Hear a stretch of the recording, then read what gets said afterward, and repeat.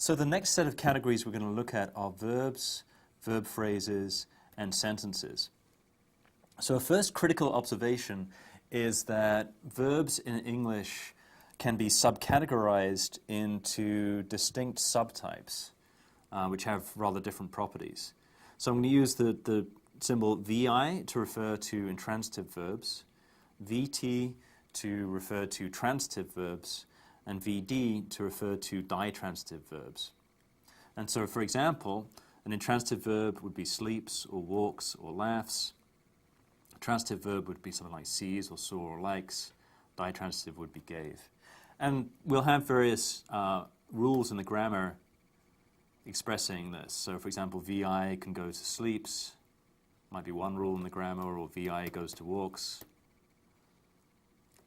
We would have VT goes to sees, and similar entries for saw and likes. And we would have VD goes to gave, for example. Now, given these different verb types, we have different ways of constructing what's called a verb phrase. So let's look at this first one. So a verb phrase can just be an intransitive verb, so I can get a structure like the following. So VP, and then VI underneath it, and then sleeps. Okay. A second example here would be the following. So VP goes to VT, and then I could, for example, have sees.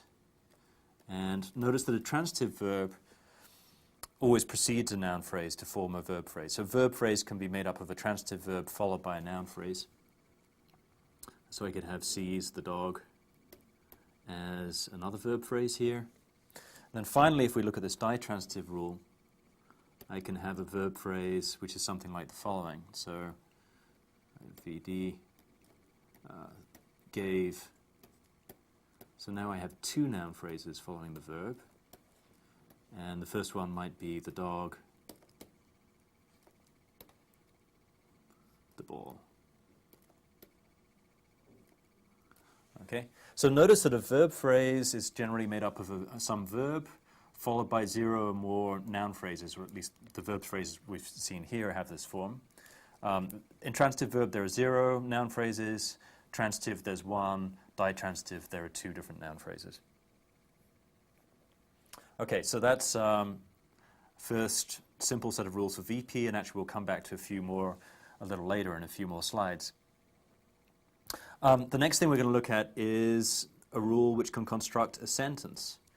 So this rule says that the symbol S, which stands for sentence, can be formed by a noun phrase followed by a verb phrase. So actually I can use this rule to construct sentences like the man sleeps. So notice I have S goes to NP VP here, and the man, and this VP goes down to sleeps. Similarly, I could have an NP here, so this would again be the man. So the man sees the dog, and we have here we could have the man gave the dog a ball. Okay, so we're starting to see the structure now of entire sentences. Top down, an S rewrites as an NP versus followed by VP. This NP is critically the subject in each case. Okay, so this is the subject, this is the subject, this is the subject. And then the verb phrase generates some verb followed by zero or more noun phrases. Zero in the intransitive case, one in the transitive case, two in the ditransitive case. Okay, so we can construct many sentences now given these basic rules. Let's add one more rule to this grammar concerning verb phrases.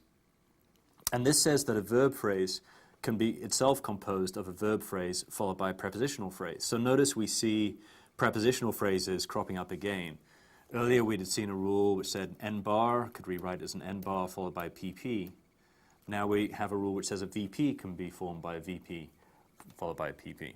Okay, so let me give you some examples. So if we apply this rule, we can have sleeps, and this prepositional phrase would have some structure, sleeps in the car, for example. Okay. Or to give you another example, we could have this VP using a ditransitive verb. So, gave the dog a ball.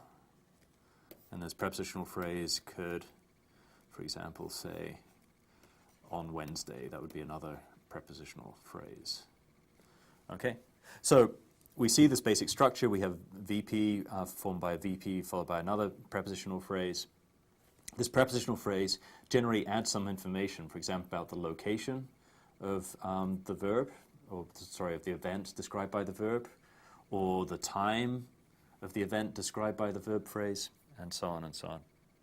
Now, it's worth noting that this is again a recursive rule in that I can apply it multiple times. So I could have another application of this rule up here and have another prepositional phrase. So it could, for example, say, gave the dog a ball on Wednesday in the car, where this second prepositional phrase adds yet more information to this underlying event described by this verb.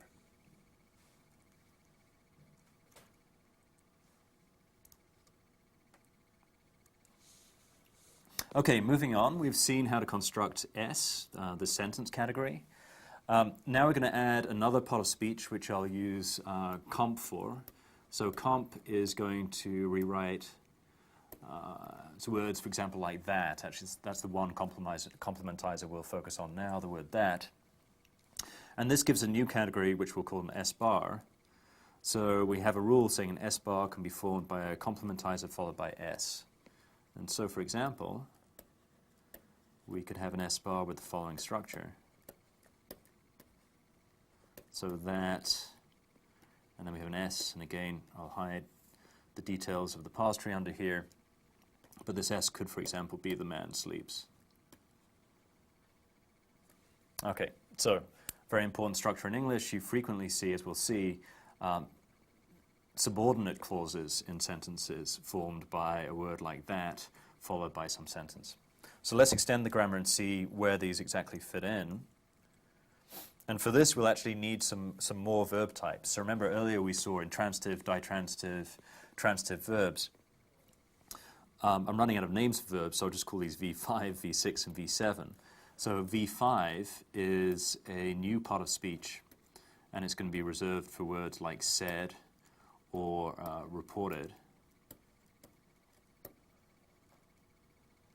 So we would have rules like this. V6 is going to be reserved for verbs like told. And V7 is reserved for actually a quite unusual word, which is bet. We'll see why it's unusual in a second. And the new VP rules start to use this S bar. So if I have this string here, said that the man sleeps, there's actually this can actually be a VP. And it's composed of a V of type 5, this is said, followed by an S bar. Okay, so critically notice that it's possible with these types of words, said and reported, to form a verb phrase by that verb, followed by an S bar. Okay, so said that the man sleeps. If we look at this rule, this says that a verb of type 6 can be followed by an NP and an S bar to form a VP. And that's a phrase like told the dog that the mechanic likes the pigeon. Okay, so this is an S bar. It's formed by the word that, which is a complementizer followed by a sentence. And this is an NP. And told can actually take two arguments. Firstly an NP and secondly an S bar to form a verb phrase. So this is who's being told and this is what is being told. The final rule says that a VP can be composed of a V of type 7 followed by two noun phrases. An S bar, V7, for example, might be bet. This is unusual in that I think there are very, very few verbs which take three or more arguments in English. I think three is maybe the most. Let's give an example. So I can say bet the pigeon, so this is an NP, $50, this is also an NP, and then this is also an S bar. Okay. So that's an application of this rule here. This is a V of type 7. And this entire phrase here can be a verb phrase.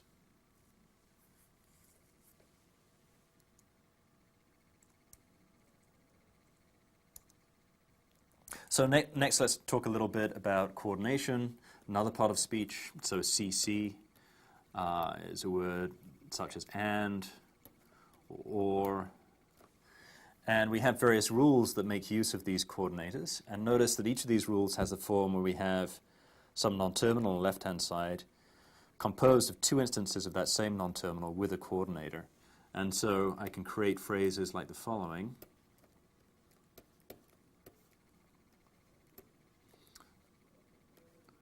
So the man and